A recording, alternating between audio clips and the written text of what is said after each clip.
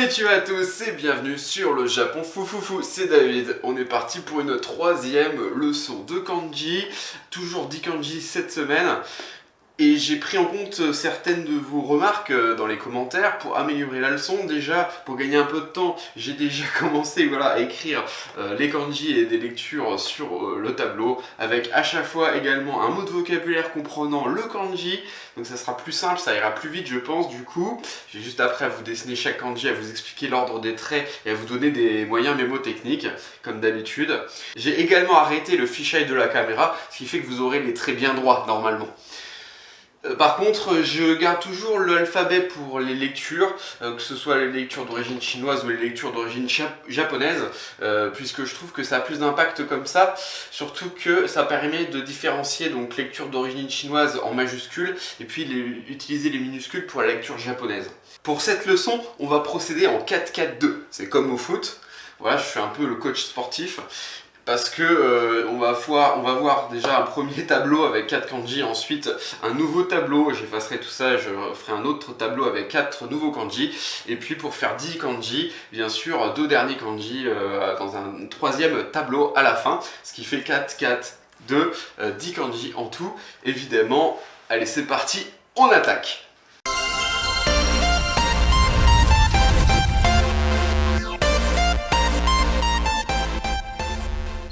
On va commencer tout doucement avec des kanji qui vont nous permettre de dire les jours de la semaine. On avait déjà vu le lundi et le dimanche la semaine dernière, puisqu'on avait vu le kanji pour le jour, pour dimanche, et puis le kanji de la lune, pour dire lundi. Maintenant, on va voir, on avait vu mardi aussi le feu, pour dire mardi, donc on va voir maintenant l'eau, l'arbre, le bois, l'or ou l'argent, et la terre, le sol, qui vont nous permettre de dire mercredi, jeudi, vendredi et samedi. Je vais vous expliquer tout ça. Allez, c'est parti avec l'eau. L'eau, c'est pas bien compliqué. Vous faites déjà un trait vertical et un petit crochet comme ça vers la gauche pour terminer ce trait. Donc un, ensuite un trait qui commence à l'horizontale. N'allez pas jusqu'au bout, vous arrêtez ici et vous redescendez. Voilà, c'est un même trait. Hop, une espèce de fukatakana. Ensuite, troisième trait ici et quatrième trait là. Voilà, et ça vous donne le kanji de l'eau qui se lit soit à la lecture chinoise sui, soit à la lecture japonaise mizu. Donc onyomi c'est sui et lecture japonaise kunyomi c'est mizu. Ici on a le jour donc de la semaine mercredi qui va se lire suiyobi, suiyobi, suiyobi. Yobi, ça veut dire le jour de la semaine. On a vu ces kanji là la semaine dernière dans la précédente leçon, donc vous les connaissez déjà, vous les juxtaposez, ça veut dire le jour de la semaine, et vous rajoutez juste avant cela, eh bien, suiyobi, mercredi. On continue avec l'arbre, le bois. Alors je vais faire tout simplement, vous allez voir, des branches, un tronc, une branche horizontale, un tronc vertical, et puis les racines de l'arbre. Vous voyez deux racines, une de chaque côté, ce qui vous donne un arbre. C'est vraiment la forme de l'arbre qui est représentée dans ce kanji. Donc vous voyez le tronc de l'arbre, les branches de l'arbre, le tronc, et ensuite les deux racines, voilà, comme ça, qui partent de chaque côté. Ce kanji se lit pour l'arbre ou alors la matière, le bois, hein, arbre ou bois selon les juxtapositions. Il y a deux sens différents. Les lectures ce sont soit moku, soit beaucoup. Et il y a la lecture japonaise aussi, tout simplement l'arbre qui est ki. Donc moku, beaucoup, ki, retenez bien. Pour dire le jeudi, eh bien, vous juxtaposez juste avant yobi, toujours pour le jour de la semaine, vous mettez moku. Ouais, c'est cette lecture-là qui va compter. Donc moku yobi pour le mercredi. Le jeudi, oui, le mercredi, je me mélange les pinceaux. Suiyobi, mercredi, moku yobi, jeudi. On continue. Avec l'or ou l'argent. Alors argent, quand je dis argent, c'est pas la matière argent, c'est l'argent, la monnaie. Mais ça peut souvent dire or, tout simplement. Vous allez faire un chapeau comme ça, comme un accent circonflexe un peu. 1 et 2, vous voyez? Ensuite, un trait horizontal, un deuxième trait horizontal, un trait vertical, et deux petits traits comme ça, qui viennent au milieu, et on ferme avec un plus long trait horizontal cette fois-ci. Voilà, il est peut-être un peu plus compliqué que ceux qu'on avait vu tout à l'heure. Là on avait 4 traits, ici aussi 4 traits, et là il y en a un peu plus, 1, 2, 3, 4, 5, 6, 7, 8 traits. 8 traits quand même pour ce kanji, donc or ou argent ou l'argent, qui se lit alors kin ou alors kon en lecture chinoise, onyomi, et la lecture japonaise kunyomi, c'est kane. Kon il n'est pas très utilisé, retenez surtout kin, et puis kane, l'argent. D'ailleurs j'ai un truc à vous dire, pour dire kane, on dit pas souvent, les japonais ne disent pas souvent kane seulement, ils vont souvent rajouter l'hiragana o juste avant kane.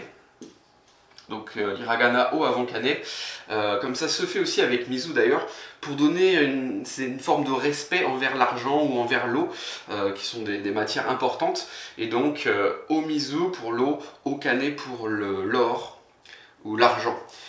C'est souvent très utilisé comme ça. Finalement, kane tout seul, sans mettre le o avant, c'est très peu utilisé. Donc retenez bien, placer un hiragana o juste avant ce kanji pour dire okane qui veut dire l'argent, qui signifie l'argent. Je vous ai mis ici pareil des mots de vocabulaire, ici il y en a 2.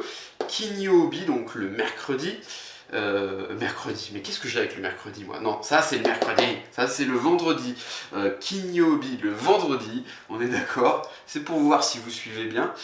Kinyobi, donc kin, l'argent, l'or, juste avant le jour de la semaine, donc kinyobi. Retenez aussi kinmedaru, la médaille d'or. Aux Jeux Olympiques par exemple, on dit donc kinmedaru, la médaille, c'est en katakana. On continue avec le 4e de cette liste, 4e kanji, qui veut dire soit la terre, soit le sol, soit le terrain. Alors celui-là il est très simple, vous voyez c'est comme une croix plantée dans le sol. Donc vous voyez une croix un peu comme le chiffre 10 d'ailleurs. Vous faites une barre horizontale de gauche à droite, une barre verticale de haut en bas. Donc comme ça, 1, 2, et ensuite 3, vous fermez le kanji avec une barre plus longue horizontale, cette fois-ci, qui représente, on va dire, le sol. Voilà, celui-là, il est assez simple. Remarquez aussi que l'or, qui se trouve d'ailleurs dans le sol, on est obligé de creuser le sol pour trouver de l'or, c'est logique. Et bien, ce kanji, du coup, de la terre, du sol, du terrain, il va se retrouver ici, vous voyez, il se retrouve dans le kanji de l'or. Il y a une logique partout. Pour les lectures de la terre, donc du sol, c'est soit do, soit to pour les lectures chinoises, et la lecture japonaise, qui veut dire le sol, tsuchi. Do, to et tsuchi, retenez bien. Alors, il est utilisé ce kanji pour dire samedi, le jour de la semaine, samedi, ça va donner cette lecture, do plus yobi, do yobi, donc le jour de la semaine, le samedi. On continue avec 4 autres kanji sur ce nouveau tableau. Alors, on commence avec le livre ou l'origine. Il a 2 sens ce kanji, vous allez voir, soit le livre, soit la base, l'origine de quelque chose. Donc déjà, on va commencer à le dessiner. C'est vraiment comme l'arbre au début, vous faites un trait horizontal, ensuite vous faites un trait vertical. Voilà, les racines, vous vous souvenez, je vous ai expliqué tout à l'heure. Donc là, on a le kanji de l'arbre, c'est exactement le même, et vous allez rajouter, puisque c'est la base, en fait, la base de l'arbre. Vous allez faire un trait ici, un trait horizontal qui coupe cette partie. Donc 1, 2, 3, 4 et 5 traits, un 5e trait que vous rajoutez à l'arbre pour donner le kanji du livre ou de l'origine. Il y a vraiment une logique parce que l'origine, bon, en fait c'est l'origine, la base, c'est la base de l'arbre ici, ou alors tout simplement le livre, mais le livre est fabriqué à partir d'un arbre, donc ça paraît extrêmement simple à retenir.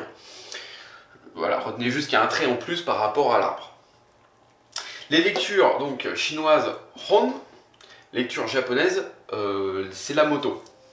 Pardon, la moto, c'est moto. C'est pas rien à voir avec la moto. Non, c'est la lecture en japonais, moto.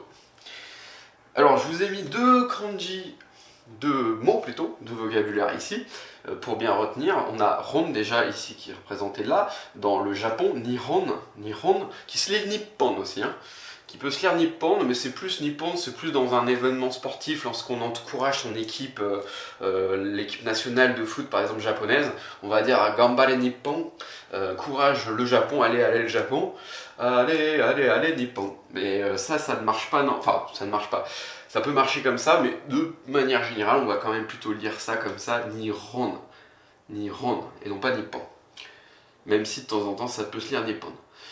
Nihonjin, alors j'ai rajouté le jin, voilà, ça peut aussi se lire Nipponjin, mais la plupart du temps on va dire Nihonjin pour la personne, vous vous souvenez de ce kanji, et le Japon, Nihonjin, la personne japonaise. C'est la base du jour le Japon d'ailleurs, hein. Vous voyez le jour, la base du jour, l'origine du jour, du soleil, Nihonjin, ça rappelle l'expression le pays du soleil levant. La base du jour, Nihonjin, plus la personne, donc la personne japonaise. Et attention, quand on inverse ces deux kanji, quand on les switch, eh bien ça donne plus Nihon, ça donne Honjitsu. À ce moment-là, ce kanji là du jour va se lire Jitsu, et Honjitsu ça veut dire la base du soleil, ça veut dire tout simplement, ça signifie tout simplement aujourd'hui. Honjitsu pour aujourd'hui. Retenez bien. Ensuite, le kanji pour grand. Alors là, c'est simple. On va faire comme un trait horizontal ici, et comme un peu comme le kanji de la personne, voilà un premier trait qui traverse cette barre horizontale et qui va vers la gauche, et un deuxième trait qui part d'ici, de la juxtaposition, pardon. Et décidément, je n'arrête pas de faire tomber mes capuchons de stylo, qui part du point de juxtaposition des deux traits, et comme ça qui part vers la droite, donc ça fait 1, 2 et 3 en partant bien d'ici, hein. Attention à pas dépasser ce trait horizontal, partez de là, voilà, 1, 2 et 3. Ce kanji représente donc un homme qui a les bras tendus de chaque côté, vous voyez, un peu comme une position d'intimidation, par exemple au sumo, il y a une position qui est un peu comme ça, voilà, c'est intimidant, ça montre que la personne est grande. Donc grand, les bras grands ouverts. Vous pouvez retenir ça comme ça. Donc une personne qui a comme ça les bras grands ouverts, et donc ça veut dire grand.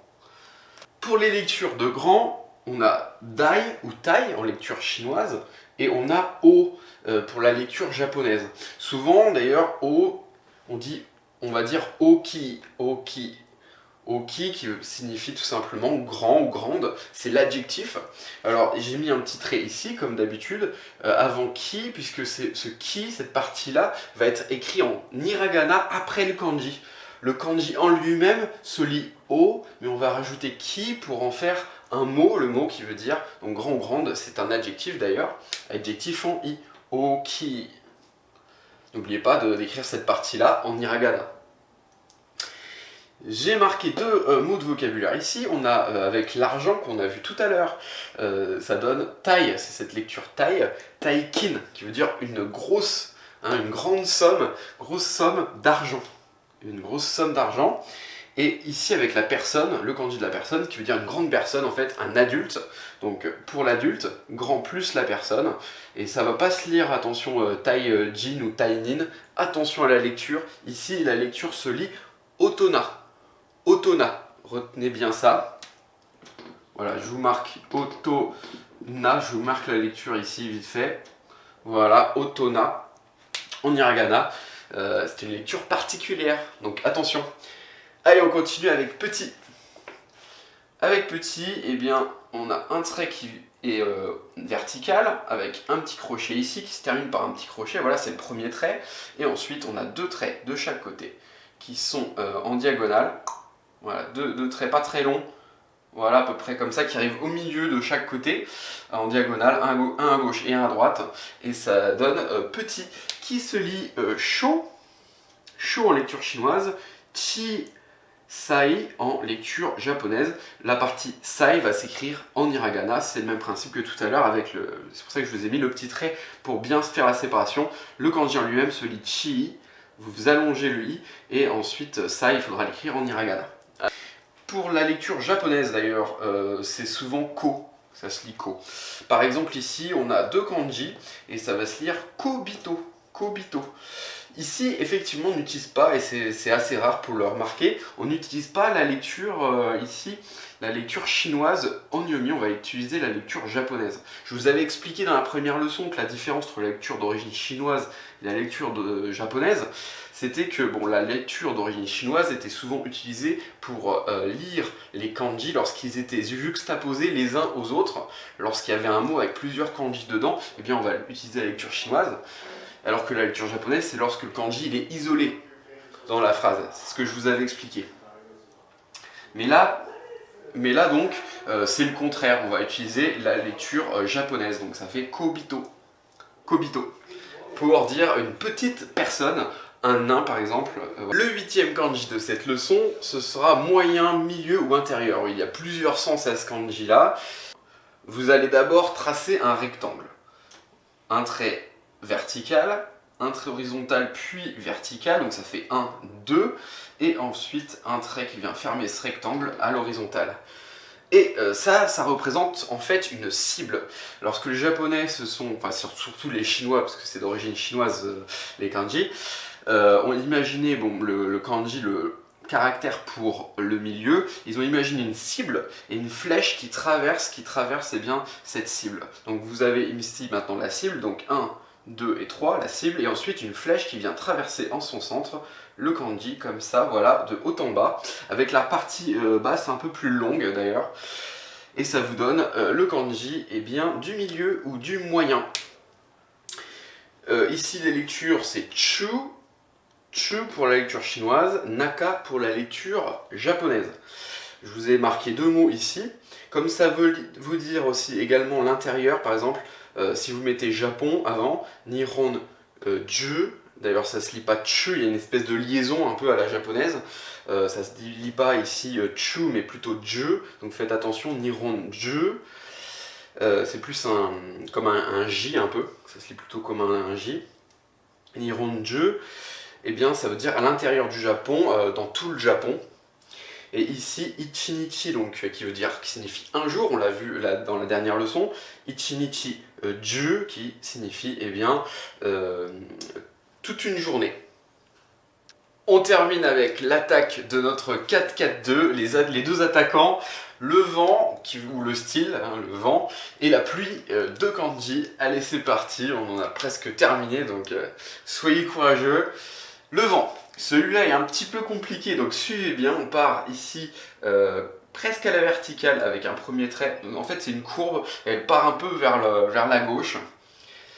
Un deuxième trait qui part à l'horizontale dans un premier temps et ensuite qui part un peu à la verticale, mais finalement qui part vers la droite. Et un petit crochet, vous voyez, c'est une courbe. Ces deux courbes sont un peu comme des miroirs, un peu à l'opposé, vous voyez. Sinon ça ferait presque un rectangle ou un carré. Et ici, on va avoir alors un premier trait qui vient là de gauche à droite, ensuite un rectangle, donc un trait vertical, un trait horizontal puis vertical, et on ferme avec un trait horizontal, comme tout à l'heure pour moyen ou milieu. On va traverser ici, voilà, en plein centre, on s'arrête à peu près là, vous n'allez pas jusqu'en bas. Ensuite, un trait qui est plus oblique, plus en diagonale, qui part de gauche vers la droite, mais on va dire un peu de bas en haut. Vous l'arrêtez à peu près ici, et vous faites un autre trait, comme ça, petit trait, de haut en bas, de gauche à droite, il est un petit peu en biais également, celui-là. Vous voyez, donc ça fait 1, 2, 3, 4, 5, 6, excusez-moi là, 1, 2, 3, 4, 5, 6, voilà, 6, il faut fermer déjà, 7, 8 et 9, 9 traits, c'est pas mal, ça commence à faire plus que les premiers kanji qu'on a vus. Et alors ça se lit tout simplement fu, en chinois, lecture chinoise fu, ou alors lecture japonaise kaze, qui veut dire le vent. Je sais que ça peut paraître compliqué comme kanji, ça commence au fur et à mesure d'être de plus en plus dur. Mais si vous faites des lignes de kanji, vous allez les retenir et surtout, vous allez vous apercevoir qu'en fait, plus vous en voyez, plus c'est simple. Les kanji sont souvent composés d'autres kanji. Vous retrouvez d'autres kanji à l'intérieur des nouveaux kanji que vous allez voir. Vous allez voir, c'est fabuleux. Donc ici, je vous ai mis un mot de vocabulaire, comme ça peut vouloir dire aussi le style, le genre. Et bien, après le Japon, ça va vouloir dire tout simplement style japonais. Donc Nihon Fu, Nihon Fu. Nihon Fu, le style japonais. Retenez bien ce mot. Sinon, seul, pour dire le vent, vous allez tout simplement utiliser la lecture japonaise. Ici, kaze. Kaze, le vent. Puis le dernier, la pluie. La pluie qui tombe du ciel. Donc, on va d'abord tracer ce trait-là horizontal qui représente un petit peu le ciel. Ensuite, on va dire qu'il y a une fenêtre qui est ici, voilà. Une fenêtre ou une maison, enfin, vous imaginez ce que vous voulez. Un trait qui va venir comme ça, bam, au milieu, à la verticale. N'oubliez pas le petit crochet ici, excusez-moi. 1 et 2, voilà, le petit crochet, donc ça fait 1, 2, 3, 1, 2, 3, ok, vous me suivez, 4 avec ce trait vertical. Donc on a le ciel, on a la fenêtre de la maison et puis la pluie qui va se déposer sur cette fenêtre. Vous faites 2 traits comme ça qui descendent vers le bas, vous les faites de chaque côté, 2 traits de chaque côté. Ce sont les gouttes de pluie qui tombent sur la fenêtre, qui tombent du ciel. Donc vous voyez l'image, le ciel, la fenêtre, les gouttes de pluie. Et c'est comme ça que peut-être vous allez retenir correctement ce kanji pour la pluie qui va se lire soit en chinois, lecture chinoise, d'origine chinoise, ou soit en japonais, lecture japonaise, ame ou ama. Ici d'ailleurs je vous ai mis un bout de vocabulaire, j'ai mis tout simplement la pluie plus l'eau, 2 kanji les uns après les autres, on a vu celui-là tout à l'heure pour l'eau, et ça donne l'eau de pluie qui va se lire Amamizu. Attention à cette lecture-là également parce qu'elle ne prend pas en compte les lectures chinoises, elle prend en compte les lectures japonaises. Donc vous voyez quand même qu'il y a pas mal d'exceptions à cette histoire de lecture chinoise, de lecture japonaise. Amamizu, donc là on utilise bien non pas la lecture onyomi, on va utiliser la lecture kunyomi. Amamizu pour l'eau de pluie. C'est déjà terminé pour cette 3e leçon de kanji, 3 x 10 kanji, donc on en aura vu déjà 30. C'est un bon début, mais on verra une 4e dès la semaine prochaine. Je vous dis donc à la semaine prochaine pour une 4e leçon de kanji. J'espère que cette vidéo vous a aidé. Si c'est le cas, n'oubliez pas de mettre des pouces vers le haut, de partager la vidéo sur les réseaux sociaux. D'ailleurs, en parlant de réseaux sociaux, n'oubliez pas de suivre la page Le Japon Foufoufou sur Facebook et sur Twitter. Et également, je vous donne mon Twitter perso. N'hésitez pas à me suivre à @debihan-japon, D-B-I-H-A-N, Japon tout attaché, sur donc Twitter. Sachez également que vous pouvez m'aider, soutenir la chaîne via ma page Tipeee, c'est très simple, je vous mets le lien de ma page Tipeee en description de vidéo et en fin de vidéo pour ceux qui veulent m'aider. N'oubliez pas non plus pour les retardataires, ceux qui ne sont pas encore abonnés à la chaîne, de vous abonner pour plus de contenu en cliquant ici. Sur ce, moi je vous dis le mot de la fin, comme d'habitude, matane. Ouf, les kanji, j'en ai marre, j'en ai jusque là des kanji.